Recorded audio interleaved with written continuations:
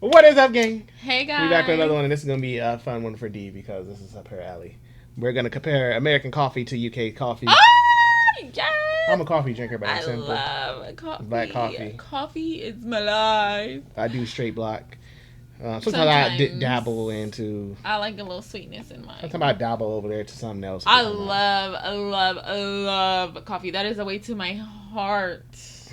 But it's rare. Like wintertime coming, when it get cold, I'm black, straight up hot. I can't do black. Hot. I cannot do. What is that on my? And just phone? drinking it. Oh, but I can't do black coffee. I'm pretty sure but they're about to have some good excited. stuff. I'm pretty sure they're gonna have some good Make stuff. a mighty. 98 million. That's the number of cups of coffee that Brits drink every single day across the country. No, Despite every the day? stereotype that Brits only drink tea. And America? Well, it runs on coffee. Dunkin' Donuts. America runs on Dunkin'. It does. And I don't Dunkin', According but to it Dunkin' runs. Donuts, who I'm not sure are a great source of information, but figures later in this video I've never will had Dunkin' confirm coffee. that America also loved this brewed drink. But our first difference is the types of coffee that each country enjoys. An American cup of coffee, not to be confused with an Americano, that's something different, which we'll get into in a minute, but a standard American cup of coffee, the kind you see served in all of the American movies at the diner, that's drip coffee or filter coffee. It's made by dripping water through a filter of medium roast ground coffee in quite a large pot. It can make around 4 to 12 servings per go. And you don't want to know what happens to me when I don't have my coffee. Right. The classic sounds of the pot brewing has made its way into Hollywood and plenty of famous American commercials, including a popular brand called Folgers, who call it the best part of waking up. I love Folgers. I cannot. You know what? I got it. I'm glad this brand came. What? Listen, man. As a kid, you see this commercial come on, Folgers in your cup. The best part of waking up. The jingle was stuck in your head. I remember my first. When I finally got to taste it. Now that I've experienced my way around the block of coffees, Folgers is overhyped. Like, it is the most overhyped coffee that is out there. It is watered down to the ground. And when I tell you, I'm like, this is what y'all was hyping up all these years. I like it. And I finally got to taste some real coffee in my years as I got older. And I was like, You're welcome. This is what I've been drinking. It's not bad. Folgers is whack compared to what I've tasted. Maybe It's whack. If you had like their old school. No, ones. it's I don't whack. know. I don't know. It's a whack. Okay. The best part of waking up is Folgers in your cup. Now, if we fly across the Atlantic to the UK, the type of coffee most popularly enjoyed there is espresso-based, yes. made with an espresso machine, typically only in a single or double serving. The most popular coffee Double, drinks give me a ordered by double. Brits are lattes, Americanos, cappuccinos, fan and of lattes. espresso. And it's important to note that an Americano is not the same thing as American coffee. An Americano is a shot of espresso with hot water, which is different from the filter coffee typically enjoyed as a standard cup of American coffee. This can confuse Americans who are traveling to the UK and vice versa. Now we'll move on to our next difference in a second, but it's important to note that Brits do drink filter coffee and Americans do drink espresso-based drinks. That's what the whole Starbucks revolution in the US was about, bringing espresso-based drinks to the American coffee market. But if you ask a person in each country what they generally think of as coffee, you're likely to run into two different answers. Now, who drinks more coffee? That's definitely the Americans, with 73% of Americans reporting they drink coffee regularly. Compare this to around 60% of Brits, so not wildly not far really a off, difference. or maybe not as much as you might think, given that the UK doesn't have as much of a reputation way for lower. its love of coffee, but the Americans still decidedly win when it comes to quantity of coffee enjoyed. Now, if we zoom back in history, the British love of coffee stems more from the European or Italian roots of coffee culture as more of a social thing to do. You might get together and have a coffee, someone comes over to your house for cake and coffee. Coffee in the UK was actually first used as a medicinal cure, or at least something that was seen as refreshing and giving you health benefits. It then became popular in the 1600s in what were known as coffee houses, which were typically places that men met to socialize and talk about business. Well, what do you know? Men were drinking it first to You're socialize. like, I'm denying the coffee. No, I'm saying like that's so funny. Like You said, what do you know? Like, I don't drink coffee. Like, you do it. You came out no, like, what do because you when know? you think about it, like it's always like that girl thing. Like, oh, you go for coffee with the girls and you go talk and all that extra. But look, what do you know? It's actually men that used to do it. It's men that used to do it. seen as sort of a high society thing to do. Funnily enough, coffee consumption declined in the UK just as it was soaring in the US. Because in the US at the time, they were mainly tea drinkers. The US was colonized by the Brits after all. But then there was this whole kerfuffle, we'll call it, where the Americans threw the tea in the harbor, and while I'm sure there was plenty of tea actually left in the country, tea became symbolic in the USA as something associated with the Brits, which is not something they wanted to do at the time. Not only that, but it's about economics. Coffee was cheaper in the colonies than tea, and so Americans' love of coffee was born. Now, fun fact, the more modern love of coffee in America actually dates back to World War II. Coffee breaks were introduced in the factories to keep workers caffeinated and motivated, and so coffee became associated with productivity and with something positive, which it still is today. And as I mentioned, in recent decades, coffee is regularly consumed in large quantities in both countries. Starbucks has a stronghold in both countries for chain coffee, and in the UK, we have Costa Coffee and Cafe Nero. In the US, Starbucks and Dunkin' Donuts reign supreme. And did you know there are 4 types of coffee? And it's so crazy because I've never had Dunkin' Donuts coffee. I've had Dutch Bros. Or is it called Dutch Bros? Yes. Yeah, I don't know why that was like a brain fart. I've had Dutch Bros. I've had Starbucks. I've had our local ones. We do have a Dunkin', but I don't know why. That's just one coffee I haven't tried. It's no different than trying. Not recently, like 2 years ago, we got that coffee bean and tea leaf one. I don't know if that's like franchising. It is. No. But that's crazy. I feel like I need to bust my bubble on Dunkin'. I feel like the major coffee brands, Starbucks and Dutch and all them, it's like regular to me. Now that I've tried like homegrown coffee spots. But then again, you're very like even when neutral with choice. I'm more of a like, I'm gonna try this, I'll try that, try this. With you, you're more like you stick to your like. If you ask a real coffee drinker, you're not talking about mixed all this created. You're right. They're gonna go off base of what we about to get into, the bean. They're gonna go and say, "Oh, well, this bean is fresh." Like real coffee drinkers, when you drink it black, you're tasting the real coffee. You're right, and I will give him that because like I feel like Starbucks and all those are base. Like it's all their coffees are the same base. When it comes to like different roasts, like dark roast, medium roast, and stuff like that, and I will say him drinking it black does give me that information in a sense to be like, okay, this one tastes better, or this one tastes better, or this one tastes bad. Like so, I feel like a lot of the I'm a dark roast girl though. I feel like all the main places, like I said, the big brands. All their base coffee base off their drink. If you taste, it don't matter if you put pumpkin spice to toffee. Their base of the coffee tastes all the same until you start adding all that stuff. Terrible. Well, that's the point. No, that's whack. Coffee beans that you can use. The most popular in the UK and the US is a coffee bean known as Arabica. Arabica coffee grows at altitudes of between 600 and 2,000. Well, I had a customer you're laughing, but I had a customer. No, because that's what I thought it was too. Arabic, but well, that's probably what they just say. That's what she said when she gave me Arabica. I would have never thought that's what it said. Well, they were Armenian. I'm going off what I was told. The person who gave me Armenian, she had bought coffee back. You can't get it in the States, but she had brought coffee back and let me try some. So if that was the brand that she gave me, the bean, and that's what it was the most delicious coffee. Still to this day, I've never tasted coffee at that level that she gave me. That was the best coffee I've ever had in my life. 1,000 meters above sea level.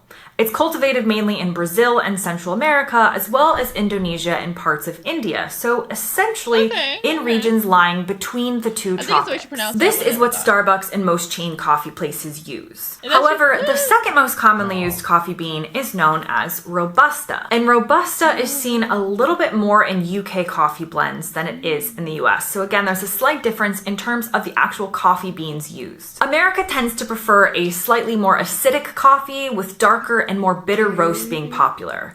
Often, the ground coffee used in American coffee has been sitting for days, weeks, or months before being brewed, so it's lost a lot of its more delicate flavors. On the other hand, the espresso-style coffee typically enjoyed in the UK more often is lighter and freshly ground, which gives it a less bitter flavor and more nuance. And because of the concentrated nature of an espresso, coffee is seen as stronger in the UK in terms of flavor, not in terms of acidity acidity, but you'll often see Brits and other Europeans complaining that an American cup of coffee tastes weak or watery. Oh, and see, then you've got to that's compare something what's put else. into the drink. I knew I had some UK blood. Okay, so then I need some coffee from the UK. Like, how do I get coffee from the UK I to knew try I it? had UK in my blood because when I be tasting, I be like, "What is this? What is this?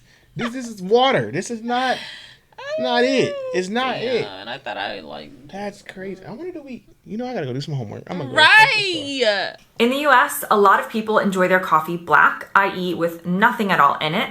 But if they're going to have something in it, they're going to add milk, sweeteners, or what's known as creamer. Creamer is basically a milk protein added to some water and oil. It's not actually cream, but Water it's and a oil? shelf-stable version imitating cream. Or they might add what's known as half and half, Yes, which is a I blend love of half and half half. milk and half cream. But I was using half and half for a while, and then they said that is like the worst thing to drink. And I bet it is. because it's bad for you. Like it's half and half. Like I don't know how to explain it, but they said All that crap you add in your coffee is bad. No, they said you should just do milk and that, but they said half and half if I was correct. All that Don't crap. quote me, but it was more or less like they were saying like just the like the ingredients and the way half and half is made or whatever. Like it's really bad for you to drink My all grandma the them time. came with a nice little splash of milk and some sugar. That's all they ever put in their coffee. The little sugar cubes. all they Yeah, my mom growing up, she had that instant coffee, and she did a splash of milk and a spoon or two of sugar, and that was her coffee. And No it's so sugar over crazy here. because now I feel like that's old school. We don't do that no more. In the UK, people do often add milk to their coffee. Creamer or half and half is seen as a more American thing. Now, the iced coffee was coffee light. market is also larger in the Those US, which makes sense given more states are warmer than the UK, but drinking iced coffee, which is not unheard of in the UK, is much less popular there. A colder and damper climate requires hot drinks typically, They got a lot not of cold weather than ones. us. And finally, let's talk decaf. Decaffeinated coffee actually waste isn't of time. fully decaffeinated. There's anywhere from around 3 to 10% of But I will say that saved me when I was pregnant. Waste So of time. I'm cool. Like I'm glad My they had mom drinking. that. I get her the side eye every time she You get it. know, when you're pregnant, they recommend like decaf coffee, and so that is what kept me going when I was pregnant. I That get my mom decaf in that. my mind, I was caffeinated, but in the box it said decaf. No, I give my mom the side eye every time. Her and my dad. Well, my dad, he got a heart. I understand why he had to go to D. But my mom, I be looking to like do it because when I go to their house and they be like, "You want some coffee?" No. Absolutely not. You might want this decaf crap. caffeine in a cup of decaf coffee because the decaffeination process simply can't remove all of the caffeine and still have it taste like coffee. The stats show that decaf is more enjoyed in the UK, with about 20% of Brits saying that they have decaf, whereas only around 10 to 15% of Americans say the same. But did you know that most American decaf is made with what is known as the European method? That's right. This method, commonly used in Europe, involves soaking coffee beans in hot water. This extracts the caffeine because caffeine dissolves in water. Then it's combined with a chemical solvent which binds with the caffeine. Now that the solvent and the caffeine are together, you can separate that away from the beans. Most American decaf actually comes from Europe, with Germany and Italy being top One thing we can exporters. say we get There from are Europe. other ways to make decaf coffee that do not involve chemicals, but this method has been deemed safe in Europe and by the FDA in the USA. And I do have to mention, for any coffee lovers out there who are screaming at their screens that Starbucks and Dunkin' Donuts are not good coffee, They're not. the artisan coffee and independent coffee shop scene is She literally called you out. She ain't. Yeah, she did, because you're that. She When said we you go, was when talking about. stuff get to the States, when stuff get over here to the States, she ain't even let her finish. When stuff get over here to the States, it is trash. Just like definitely on the restaurants. rise in both countries. On It's the not rise. all chain coffee. There are plenty of unique blends and brands and shops that focus on quality over mass-produced coffee. Thank The you. cup of coffee you'll get from a family-owned solo cafe in Seattle is far different than the coffee you'd be served in Yes. a Waffle House, which is an It's a little American more diner. pricier, though. Similarly, the drink you'd get at Costa Coffee is a far cry from what you would get at an artisan coffee shop in Exactly. somewhere like Brighton Exactly. or She didn't call out London. nothing. So She just there said you what I have said. it. She said what I said. Dang. I like. You guys see how coffee brings me joy? Like talking about coffee, that is my being.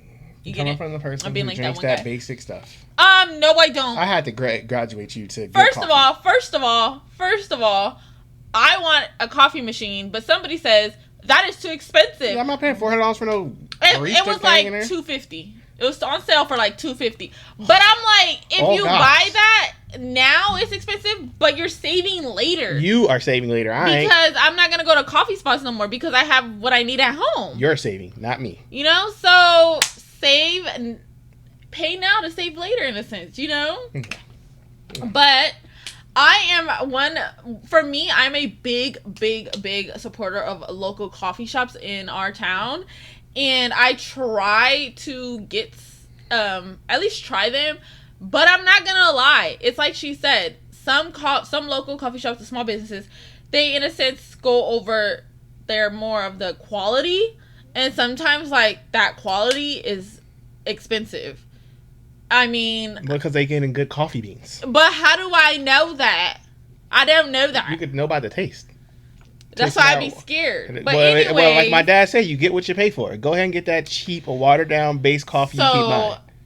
Me personally, I feel like, yes, the local coffee shops, their coffee tastes better.